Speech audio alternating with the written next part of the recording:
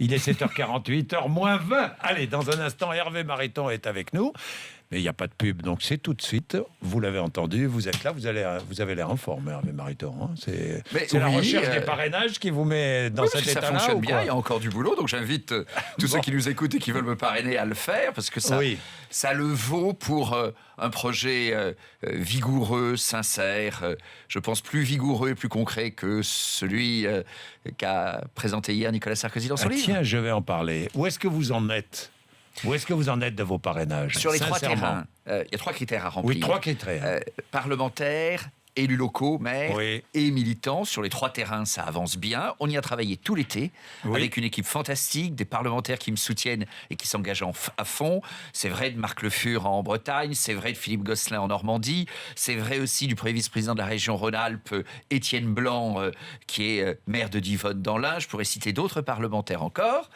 Et il y a encore du travail, parce qu'on n'est pas tout à fait au taquet aujourd'hui. Est-ce que vous serez candidat à la primaire ? Oui, je serai candidat, parce qu'une bonne partie du chemin est fait. Mais je dis à ceux qui nous écoutent donc surtout... vous pourrez être candidat ? Je pourrais être candidat parce que j'aurai rempli les conditions. Il y a encore un peu de chemin à faire, je suis très honnête à le dire. Et ceux qui veulent qu'il y ait un projet structuré, sérieux, de liberté et de valeur, eh bien, ceux qui se disent que le match retour de 2012 en 2017, ça suffit pas, qu'il faut à la fois de la vigueur et du sérieux, eh bien, ceux-là auront à cœur de me parrainer. Vous ne voulez pas de ce match retour, vous, François Hollande, Nicolas Sarkozy, vous n'en voulez pas ? Mais les Français ne veulent pas de ce match retour, et il y a d'ailleurs qu'en France aussi qu'un ancien président de la République imagine de se représenter. Quand on est au sommet de l'exécutif et que l'on perd, dans tous les pays du monde, on s'en va et on passe à autre chose. Regardez Cameron en Angleterre. Il a perdu le référendum sur le Brexit. Il n'a pas chipoté pendant des mois. Il n'a pas joué à je pars chez Bourdin, je reviens chez un autre. Il est parti. Il est parti, oui. Oui. Il est parti. Donc, Nicolas Sarkozy devrait partir. Aurait dû partir. Je pense tout de même, Nicolas Sarkozy est un homme estimable. Au demeurant, dans ce qu'il écrit dans son livre, il y a de bonnes choses, il y a des mots forts, de mon point de vue, souvent tout de même des idées qui sont molles et même parfois fausses. Mais il y a cette donnée de base. Est-ce qu'un ancien président de la République, c'est une bonne idée qu'il se représente ?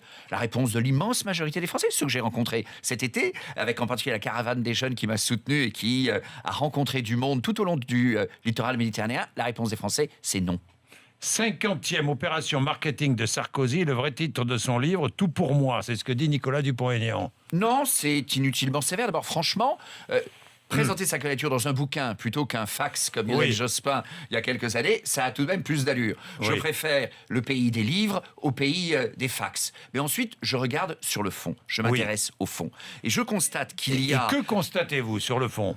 Sur le fond, je constate d'abord qu'il y a une espèce de honte traditionnelle en France à laquelle participe, c'est vraiment le politiquement correct. Nicolas Sarkozy, c'est la honte d'imaginer qu'on puisse dire qu'il soit libéral. Ah non, surtout pas. Nicolas Sarkozy n'est pas libéral. Sauf que, pas de bol, il y a justement une voie qu'on n'a jamais véritablement tentée en France, c'est la voie de la liberté des entreprises, la liberté de l'organisation du travail. Si quelqu'un arrive à comprendre ce que dit Nicolas Sarkozy, entre remettre en place l'exonération des heures sup et en même temps le temps de travail dans l'entreprise, il a droit au prix Nobel d'économie. La conciliation des deux est impossible. Donc Nicolas Sarkozy rêve en réalité de maintenir les 35 heures, et c'est ce qu'il avait fait en 2007. Il n'avait pas eu le courage de les supprimer. D'ailleurs, il dit toujours pas les supprimer, il dit les assouplir. Et puis on a ce retour de l'idée de l'exonération des heures sup. Mais si vous supprimez les 35 heures, c'est pas la peine de continuer autour du pot. Avec cette affaire qui en France, vous payez des impôts, Jean-Jacques, moi aussi. Eh bien, vous savez qu'en France, depuis des années, en tout cas c'était le cas sous Sarko, on payait des impôts pour alléger le temps de travail, c'était des abattements Aubry-Fillon, et des impôts pour subventionner les heures sup. La politique des Shadocks, on finance 2 politiques de sens contraire, c'est pas étonnant qu'on paye beaucoup d'impôts. Et ça marche pas. Nicolas Sarkozy parle beaucoup d'identité, parce qu'il veut gagner la primaire. À mon avis, et peut-être au vôtre, le discours changera s'il gagne la primaire, entre la primaire et la candidature.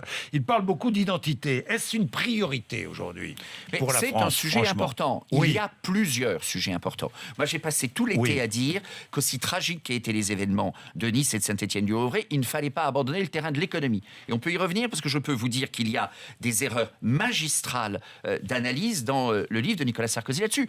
Lesquelles? Sur la compétitivité et la main-d'œuvre peu qualifiée. Nicolas Sarkozy continue de dire que le problème en France, c'est le problème de compétitivité, c'est le coût de la main-d'œuvre peu qualifiée. C'est faux. Depuis quelque temps maintenant, nous avons en France, s'agissant des salariés au SMIC, très peu de charges sociales patronales. Ce qui veut dire en réalité, ceux qui nous écoutent vont être surpris, mais c'est la réalité, que quelqu'un au SMIC en France coûte plutôt moins cher que dans la plupart des pays européens. Donc notre problème n'est pas là. Mais que Nicolas Sarkozy, dans ce programme... Le problème est la différence entre le SMIC, peut-être, et les allocations chômage. Mais le problème est la différence entre le fruit du travail évidemment. Et le fruit et l'aide logique, normale, mais que l'on doit apporter. C'est pour ça que je dis très clairement, pas d'aide sociale sans contrepartie. Mais je veux dire, s'agissant de la compétitivité, que quand Nicolas Sarkozy fonde toute son analyse sur l'idée que la main-d'œuvre peu qualifiée coûterait trop cher en France, il se trouve dans les compétitions internationales que c'est objectivement, factuellement, dans les chiffres, la terre est dure, les chiffres, c'est faux.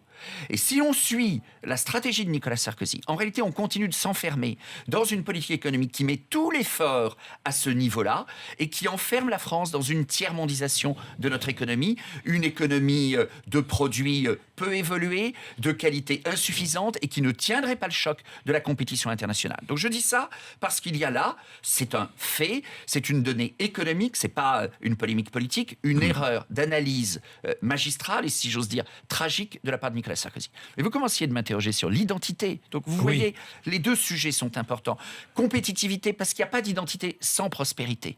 Et la prospérité est nécessaire pour fonder l'identité de notre pays. Et pour cela, alors, il faut une politique économique qui s'appuie sur des données exactes quand Nicolas Sarkozy part de données fausses. Et s'agissant de l'identité elle-même, eh bien, sur l'identité, Jean-Jacques Bourdin, je vois que Nicolas Sarkozy fait des progrès, mais qu'il n'est qu'à la moitié du chemin. J'ai pris position pour le droit du sang. Oui. Et vous le savez, c'est soutenu par la majorité de nos sympathisants. 62% des sympathisants de la droite et du centre sont favorables au droit du sang. Eh bien, Nicolas Sarkozy a compris qu'il y avait un sujet, mais il n'ose pas le traiter.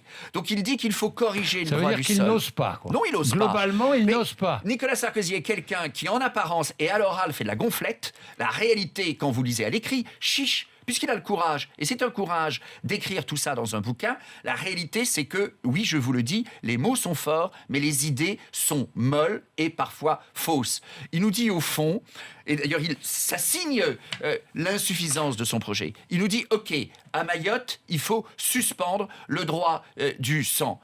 Le droit du sol, pardon, oui. À Mayotte. Mais Mayotte, ça ne suffit pas. Évidemment, Mayotte est un problème considérable. J'ai été ministre de l'Outre-mer, je comprends le sujet. Mais le reste de la France... Alors Nicolas Sarkozy tourne autour du sujet. Il conçoit bien qu'il faut faire évoluer le droit du sol, mais... parce qu'il est contraint par le politiquement correct, parce qu'il est en réalité bien davantage dans le politiquement correct qu'il ne le prétend, eh bien, il n'ose pas bouger de manière significative. Et dans cette campagne, je le dis, je suis le seul à le dire, c'est pour ça qu'il faut me parrainer. Et c'est pour ça que les Français vont s'intéresser à ma candidature. Eh bien, je dis, ayons le courage de passer au droit du sang.